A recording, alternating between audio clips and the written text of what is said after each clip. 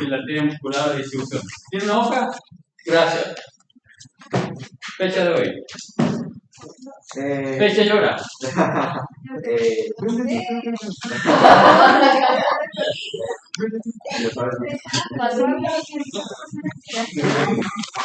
2, 3, 4, 5, 6, 7, 8, 9, 10, 11, 12, 13, 14, 15, 16. Ya.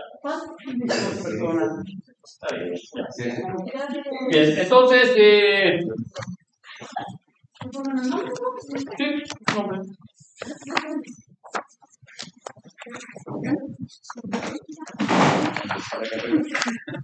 Creo que lo del test del viernes pasado me van a dar el test. La voy a pedir y la subo a internet. ¿Sí? Vale. Podríamos hacer una retroalimentación de los test para ver en qué nos equivocamos, verdad, el falso y todo eso. Para saber en qué nos equivocamos. La semana, sí, la semana práctica que no hay test de salida. Sí, pueden planificar el práctico un poco más corto y. No, mira, me están llegando, son responsables.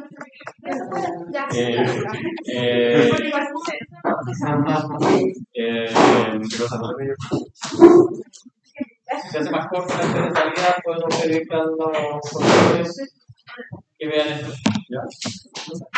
Ya. Yo ya no estoy. De regreso, creo que de regreso ya estoy con noticias del tribunal. Ni siquiera voy a saludar. Porque entro a clase con noticias a las 10 de la mañana del día 12.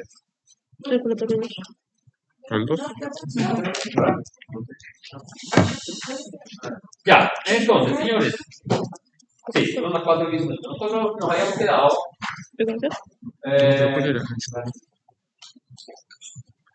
Hemos visto esta diferencia entre la arteria elástica y la arteria muscular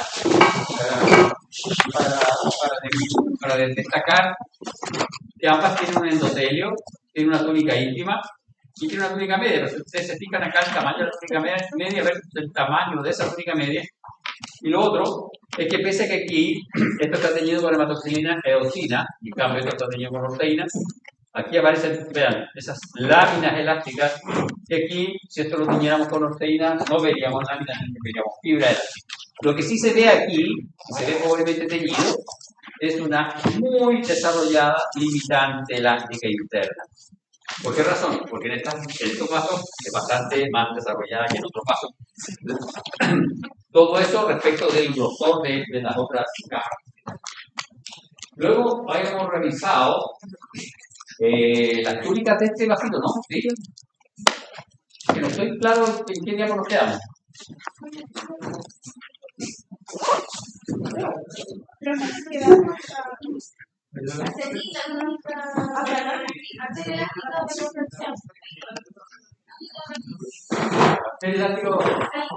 Ya, claro. Vamos entonces con nuestra arteria muscular.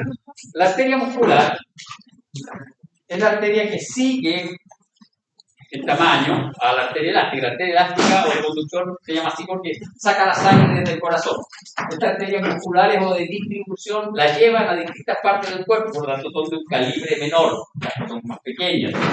Y la otra diferencia que ustedes se fijan acá, la túnica media es más reducida y en la túnica media no encontramos láminas elásticas. Ojo, digo, no encontramos láminas elásticas, pero sí hay fibras elásticas. ¿Ya? Si hay tejido elástico, lo que pasa es que no hay láminas elásticas, pero sí tiene una limitante elástica externa y una limitante elástica interna. La limitante elástica interna siempre es más desarrollada en el trigo vaso y la limitante elástica externa es un poco menos desarrollada y al igual que en la arteria elástica es un poco más difícil de diferenciar. Y acá está nuestra comparación. Esta es una arteria muscular, hematoxilina eosina, es una arteria muscular con orseína.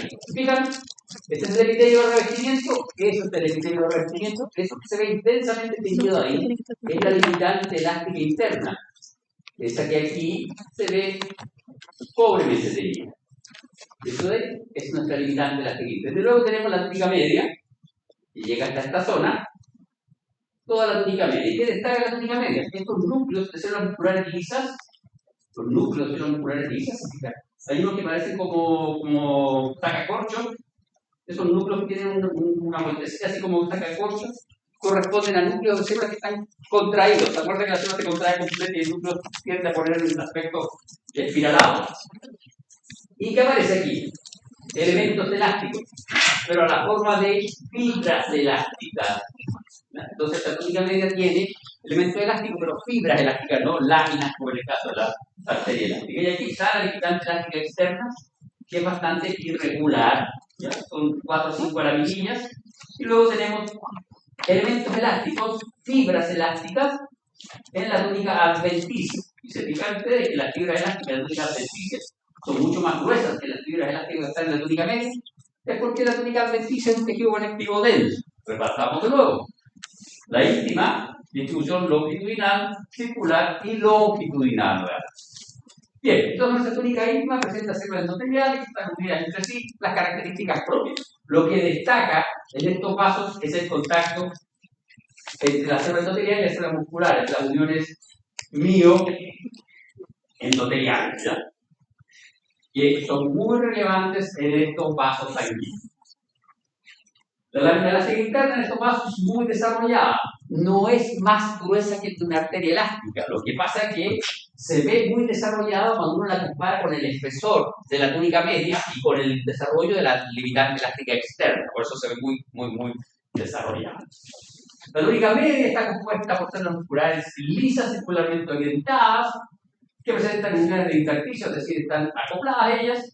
El número de células musculares como la túnica media es relativo porque va a depender del tamaño de estos vasos. Recuerden que estos vasos van disminuyendo de calibre. Presentan fibras elásticas, colágenas de tipo 3, incluidas en una matriz de glicoproteínas intensamente positivas a la reacción de Paz. ¿Por qué? Porque tienen glicoproteínas. La tensión de Paz, ¿se acuerdan? Tenían glicoproteínas, entonces es capaz de teñirse con tensión de Paz. La lámina elástica externa está formada por varias hojas y es menos evidente. Las células de la túnica media están inervadas por fibras no adrenérgicas. Esto no es histología, ¿ya? Pero es básicamente para indicarles que estos vasos están muy controlados por el sistema nervioso autónomo para regular la contracción del músculo. Pero además del endotelio también se puede controlar la contracción de la túnica muscular, para que entiendan la doble funcionalidad, el doble control. Y la adventicia está bastante desarrollada, tiene un fuerte tejido conectivo fibroelástico, presenta una matriz intercelular rica de hematanosulfato. Si tiene hematanosulfato y hematanosulfato, eso quiere decir que esa matriz es levemente basófila. La adventicia presenta basa-basón y terminaciones nerviosas no mielinizadas, basa-nervones.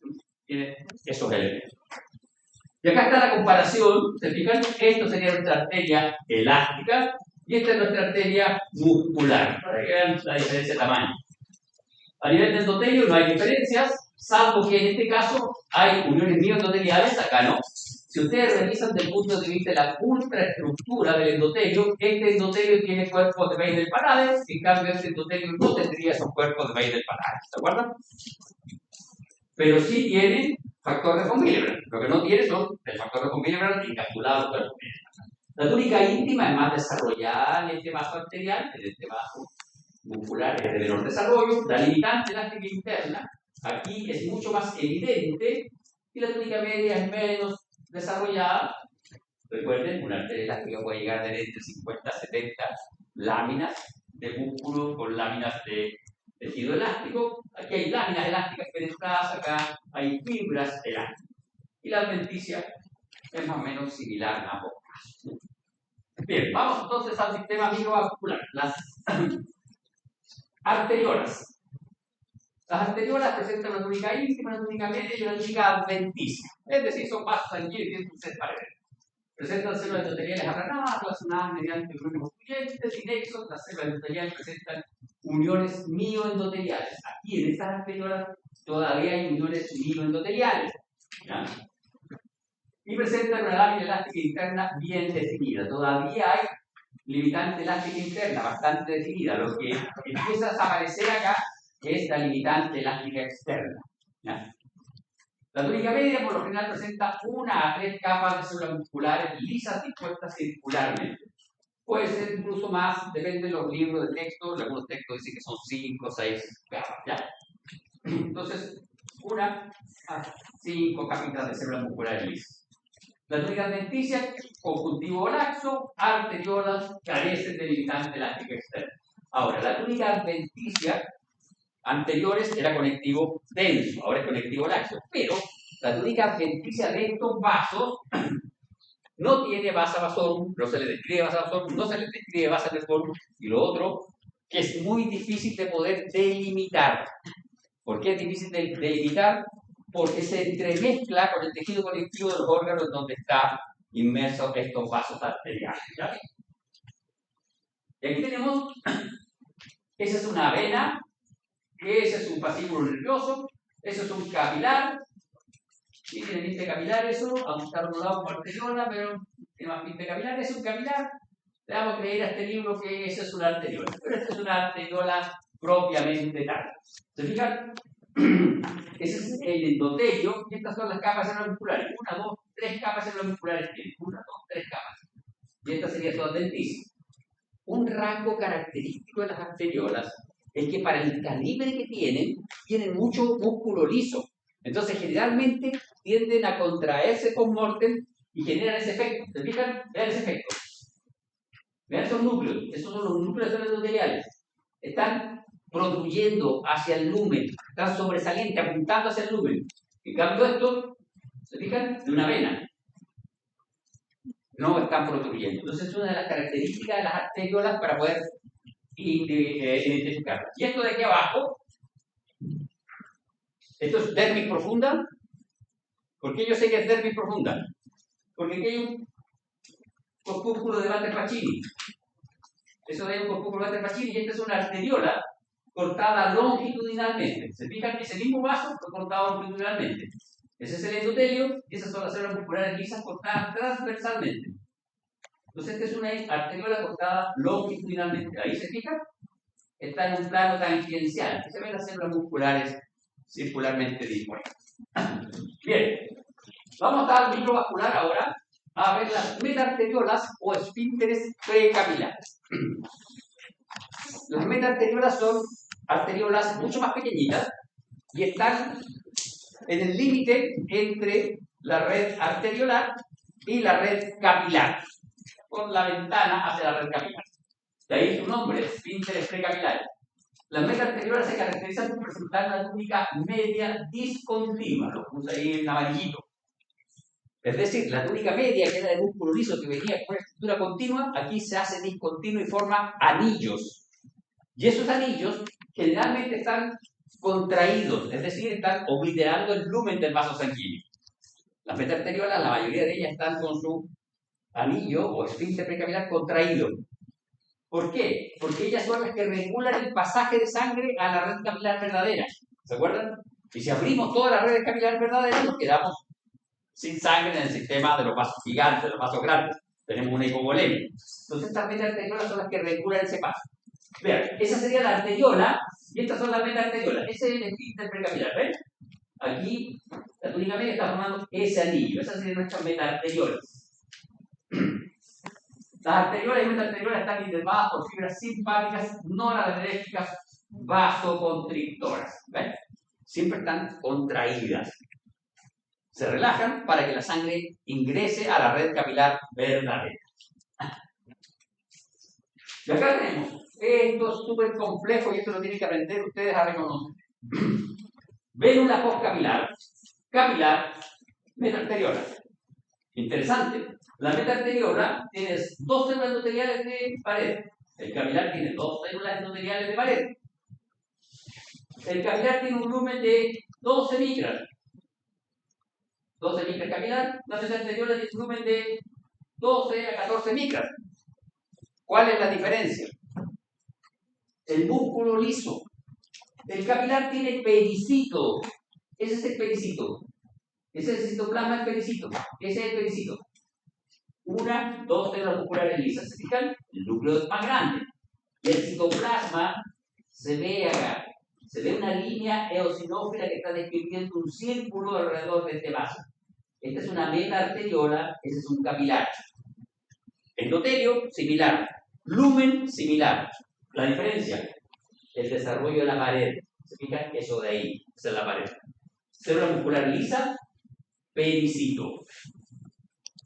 Bien, vamos entonces a revisar nuestros capilares. Vamos descendiendo a los vasos que siguen.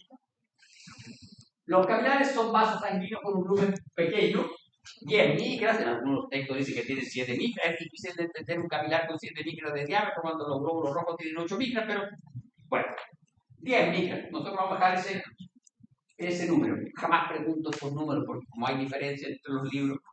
Lo interesante, en el caso de los capilares, no se describen túnicas, solo tendrían una túnica íntima modificada. Es decir, tendrían una endotelio, una célula endotelial, una membrana basal y, incluido en la membrana basal, una célula que se llama pericito. El pericito vendría a ser el equivalente a las células musculares lisas. El pericito es el encargado de mantener el tono vascular de los capilares. Ahora, los capilares tienen distintas características histológicas dependiendo de los tejidos u órganos en donde se encuentren. Y vamos a tener capilares continuos, capilares penetrados y capilares sinusoides.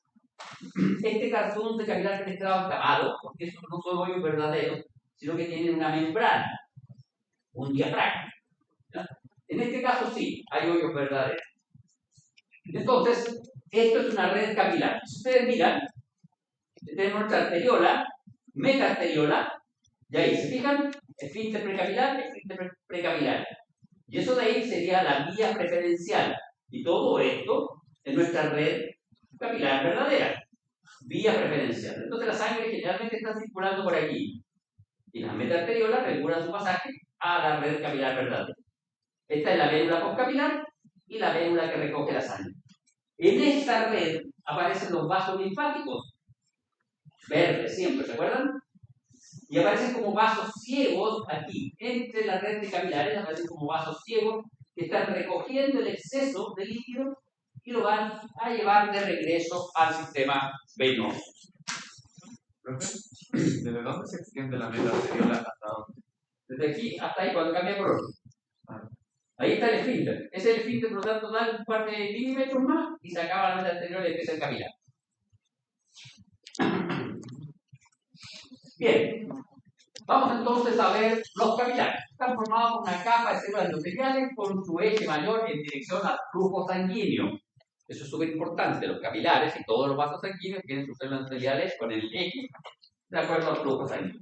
Se encuentran unidas por uniones ocluyentes. Estas uniones ocluyentes son mucho más exacerbadas en los capilares del sistema nervioso central, que son los capilares que tienen barrera hematoencefálica. Los capilares continuos, su pared es continua, las células endoteliales están rodeadas externamente por pericitos. Tienen una membrana basal continua. El pericito comparte la membrana basal con la célula endotelial. Presentan vesículas de pinocitosis que reflejan procesos de transitosis. Se encuentran en tejido muscular, tejido nervioso y tejido conectivo general. El tejido nervioso ahí está con un asterisco, porque en el caso del tejido nervioso tienen uniones ocluyentes mucho más densas, ¿ya? Porque están formando barrera hematoencefálica. Y acá está, ¿se fijan? Esa es nuestra célula endotelial, ese es el citoplasma de nuestra célula endotelial, y acá está nuestro pericito, que está compartiendo la membrana basal. El pericito, tenemos una foto después más adelante, pero ahí está esquematizado como un koala, una cosa que abraza el capilar para mantener el tono del capilar, ¿ya?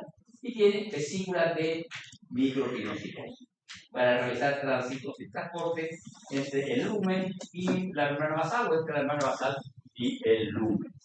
Ese es el capilar continuo. Este capilar continuo es del páncreas. Ya, ahí dice. Yo estaba viendo que aquí hay una célula bacteriana con granos secretorios. Y acá está, ¿se fijan? Este es una imagen de microscopía electrónica de barrido. Este es el endotelio, estos es endotelio, y estos serían los pericitos. Vean cómo abrazan y generan una suerte de malla de contención para poder regular la distensión de la pared del capilar.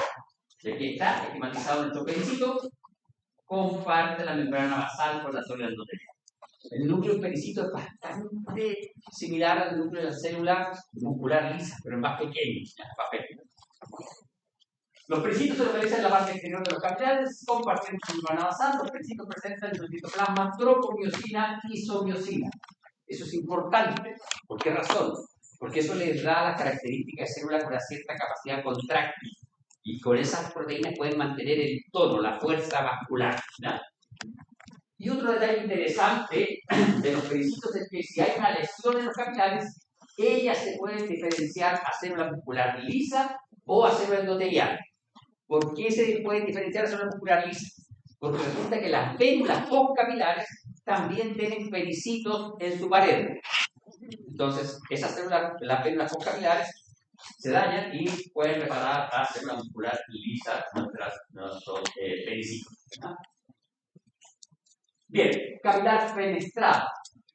El capilar fenestrado es un capilar que tiene fenestras o poros, pero en el entendido que un poro es una estructura en donde la membrana apical y la membrana basal se aproximan. ¿Se fijan? Ahí está, aquí se aproximan, pero queda, ustedes miran con cuidado esa zona ahí, queda un trocito de citoplasma todavía. No es un hoyo en donde no exista pared, sencillamente una fenestra es una zona en donde aquí tenemos el núcleo.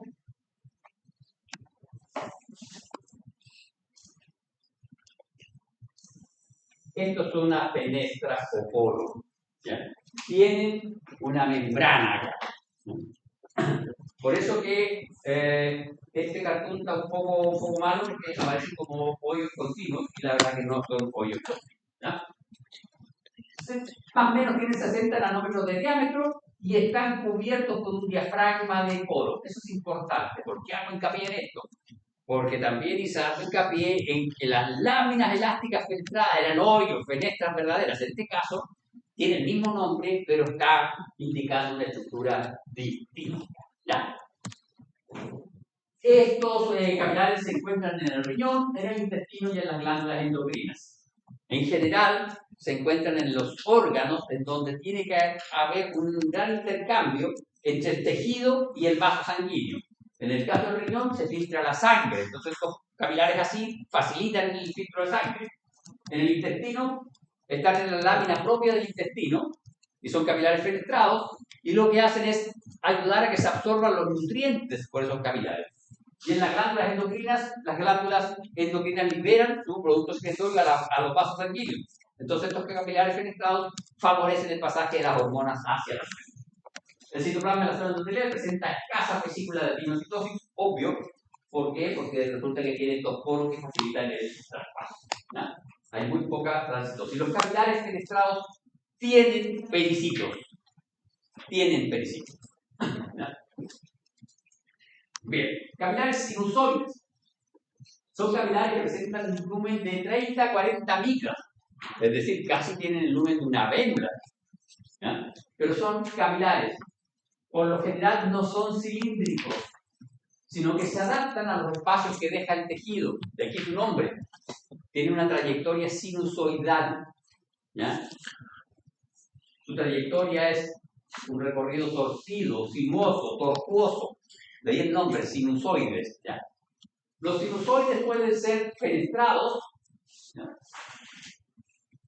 Y en el caso de las fenestras pueden ser fenestras verdaderas, con membrana, con diafragma, o fenestras sin diafragma. En la pared discontinua, es decir, fenestras sin diafragma, vamos a encontrar en la médula ósea, en el hígado y en el vaso.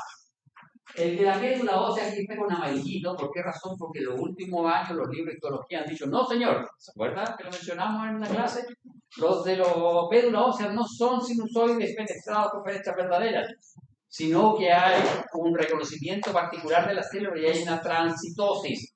La célula hace contacto con la membrana basal del capilar y se desencadena todo un pasaje de la célula a través del capilar. Se abre un poro, pero ese poro es momentáneo. ¿Ya? No serían los de médula ósea, capilares sinusoides fenestrados con fenestras verdaderas. Pero los del hígado sí.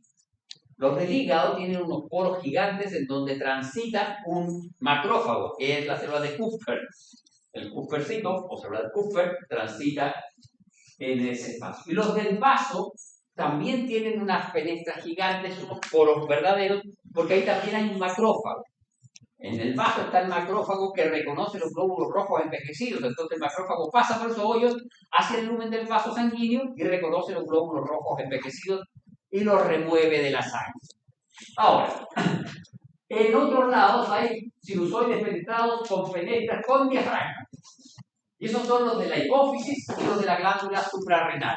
Son sinusoides penetrados, pero con fenestras con diafragma. Los de la hipófisis son los sinusoides penetrados más grandes. Son enormes, parecen penas el tamaño que tienen. ¿Se fijan? Acá tenemos, en este caso, es el hígado, ese es un hepatocito. Aquí está el endotelio y ahí hay un hoyo. ¿Se fijan? Hay un hoyo. Esa es una fenestra verdadera. Hígado. Y acá estaría el esquema, en donde vemos la célula endotelial y hay zonas en donde hay un espacio, hay una discontinuidad en la pared de la célula endotelial. En esas zonas también es discontinua la membrana basal. Y en estos casos no se describen pericitos. Bien, veamos los vasos de tipo venoso. Los vasos venosos conducen la sangre apartándola de los órganos y los tejidos en dirección al corazón. Estas venas están agrupadas en categorías de acuerdo a su tamaño. Vamos a tener vénulas, venas pequeñas, venas medianas y venas grandes. Las vénulas son los vasos que siguen de la red capilar. Y de hecho, antes de las vénulas están las vénulas postcapilares. Las vénulas postcapilares tienen de 15 a 20 micras. ¿Se acuerdan? 15 micras tenía el capilar. Estos son el mismo volumen que el capilar, pero tienen un poquito más de volumen al monocaso. Poseen un endotelio delgado rodeado de fibras reticulares y pericitos. Las vénulas postcapilares tienen pericitos. ¿Ya? Y aquí, en estas vénulas postcapilares, hay un intercambio entre sangre y tejido. En las vénulas postcapilares es en donde los elementos figurados pasan al tejido. ¿Por qué? Porque estas células endoteliales tienen sus uniones intercelulares más laxas.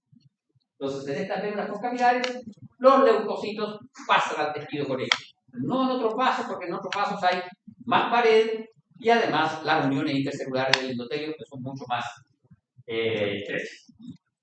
Las venas pequeñas poseen células musculares lisas en vez de vericitos. Al inicio las células musculares están espaciadas, pero van aumentando. Las venas medianas tienen un diámetro menor a 1 centímetro y las grandes venas un diámetro superior a 1 centímetro. Las túnicas, estas vénulas postcapilares solo tendrían túnica íntima modificada, ¿no? O sea, se describe túnica media, y aquí ya sí hay túnica media y túnica adventicia, porque aquí sí hay células musculares lisas. Ajá, parece que exactamente. Bien, y acá está la clasificación de nuestros vasos de tipo venoso. Tenemos vénulas postcapilares, se fijan 15, aquí le ponen 50 litros, la verdad que no son tan grandes. Vénulas musculares, venas pequeñas, venas medianas y venas grandes. Bien, las vénulas son los vasos que siguen después de la red capilar. Sus células endoteliales están unidas por contactos de fusión laxos, las vénulas postcapilares.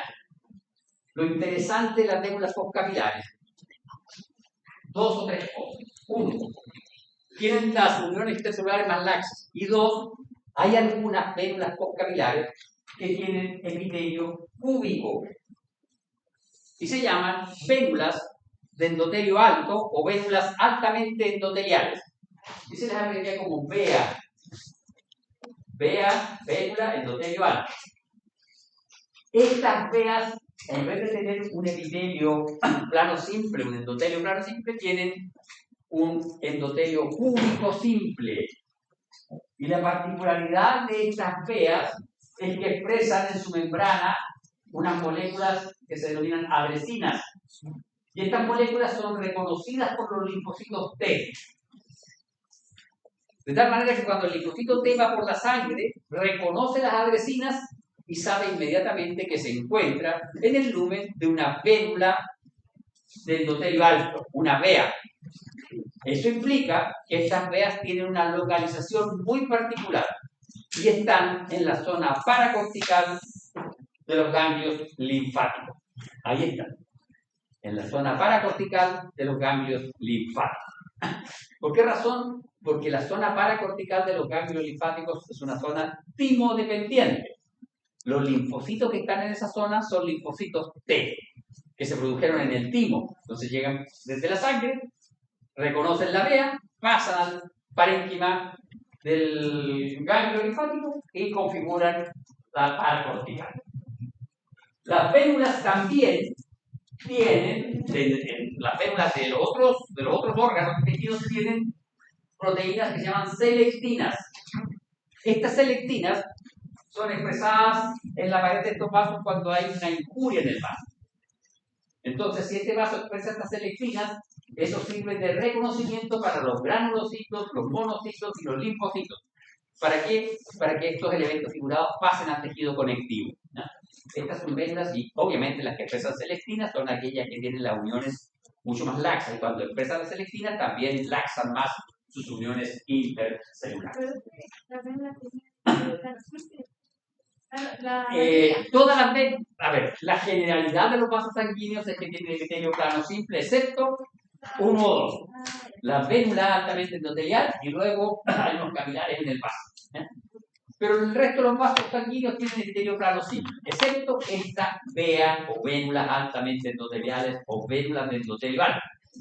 No, si ya cerramos la inscripción. ¿Dónde está mi hoja? Yo tenía una hoja.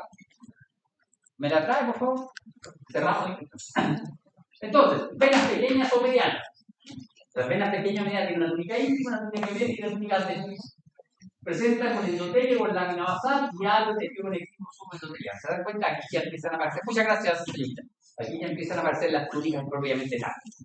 La túnica media presenta fibras reticulares, fibras elásticas y algunas células de músculo liso.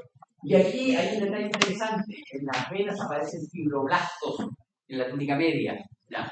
Aparecen fibroblastos, que eso no estaban en las arterias. Aquí aparecen. La túnica adventicia presenta tejido conectivo laxo con fibras colágenas, elásticas, dispuestas en tejido longitudinal y algunas células de músculo liso. Esto también es interesante. En las venas hay músculo liso en la túnica adventicia. Eso no estaba en las arterias. Diferencias, arteria y vena. Venas grandes. Las venas grandes tienen una túnica íntima que está constituida por un endotelio, una lámina basal y aquí empiezan a aparecer válvulas en las venas. Válvulas. Eso es interesante. Las venas grandes son las venas que traen sangre hacia la vena cava. Estas venas traen un volumen importante de sangre y generalmente lo hacen en contra de la gravedad. Entonces estas válvulas están dispuestas para impedir el flujo. Nosotros tenemos acá, este es nuestro vaso venoso, esta es nuestra vena, y esta vena tiene válvulas así. En ese sentido están sus válvulas. Entonces la sangre puede subir, pero no regresar, porque si intenta regresar, se cierran las válvulas. ¿Ya? Esas válvulas son las que en las personas que trabajaban, ya en esta vena ya les conté que ahora les ponen una sienta. Precisamente por eso. Esas válvulas están en las venas de las piernas, muy abundantes las venas de las piernas. Y son las que impiden el reflujo, pero si uno está todo el día de pie y no camina, o no camina mucho, va aumentando la presión sobre estas zonas y eso genera una distensión de la pared de las venas en esa zona. Y eso genera una, no es patología, una anomalía en estos vasos, ¿ya? ¿Cómo se llama? Varices. Esos varices, lamentablemente, y esto no es odiosidad de género, pero son más abundantes en las mujeres y son mucho más abundantes en las mujeres en el periodo de embarazo.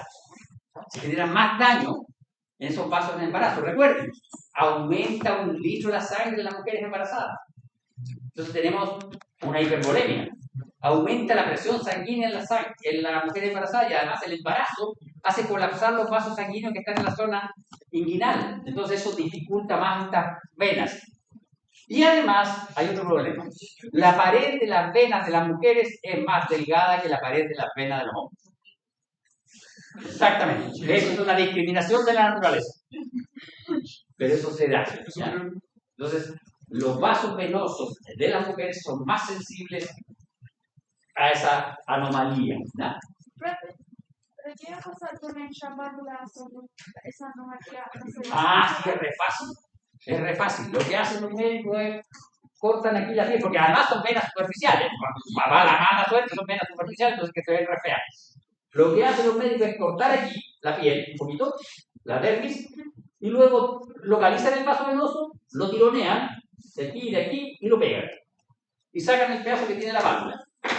Y lo tironean y queda tenso. Y aguanta otro par de años más. Pero esa válvula puede cerrarse porque no puede cerrarse, entonces No. Lo que pasa es que cierra, esto es así. Tú tienes la pared aquí y esta válvula es así. Entonces la válvula cierra, se juntan estos dos y comienza a juntarse sangre aquí. ¿Por qué se junta sangre? Porque tú estás de pie, porque tú tienes hipervolemia, porque tú estás con un embarazo ya de 7 meses, entonces tienes un poco comprimida la zona pélvica. Entonces eso genera estos problemas. Entonces la sangre no sube adecuadamente y se empieza a juntar sangre aquí y empieza a deteriorar la pared. Entonces la pared empieza a ceder. ¿Ya? Y eso es lo que sucede. Y si tú estás todos los días de pie, obviamente todos los días estás sobrecargando esos vasos. Entonces lo que se recomienda cuando tú tienes un trabajo de pie es que luego de trabajar el día te hagas un masaje tipo drenaje linfático. El drenaje linfático también es útil para eso, porque los vasos linfáticos son igual que estas venas. No tienen una bomba impulsora, están desde el dedo gordo del pie hasta la zona inguinal. Entonces, tienen la misma característica. Si tú estás todo el día de pie, tus vasos linfáticos se llenan de linfa. Y si tú no caminas y no haces ejercicio, se te hinchan los pies. Hay personas que son muy sensibles a esto, se le hinchan los pies, las rodillas, etc. ¿Qué tiene que hacer? Levantar las patitas y conseguirse a alguien que le masajee la o tratar de hacerlo todo lo demás, y hacerlo todo. Y consigues un drenaje linfático. O pagar, cuesta como nos mando ahí 5.000 pesos cada pierna, creo. Drenaje linfático. ¿Ya? Y eso se tiene que hacer si tú tienes ese tipo de actividades poco ejercitadas, porque los vasos linfáticos son así, tienen esta característica, tienen una pared delgada y están levantando un líquido en contra de la fuerza de gravedad. ¿No? Y mientras más líquido acumule en los pies, más líquido hay que recuperar. ¿No? La túnica media es muy desarrollada en las venas pulmonares y las venas umbilicales. ¿Por qué? ¿Por qué están desarrolladas?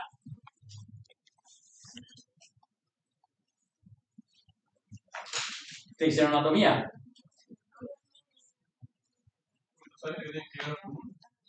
¿Y la presión? ¿La presión? Sí, mucha presión. No entiendo la presión. ¿Tiene que ver con la presión? ¿Tiene que aguantar más presión o tiene que ponerle presión a la sangre? Pues tiene que ponerle presión a la sangre. Lleva la sangre sin oxígeno hacia el pulmón. Y el pulmón es una red capilar gigante. Entonces tiene que tener presión para poder perfundir. Y en el caso de la umbilical,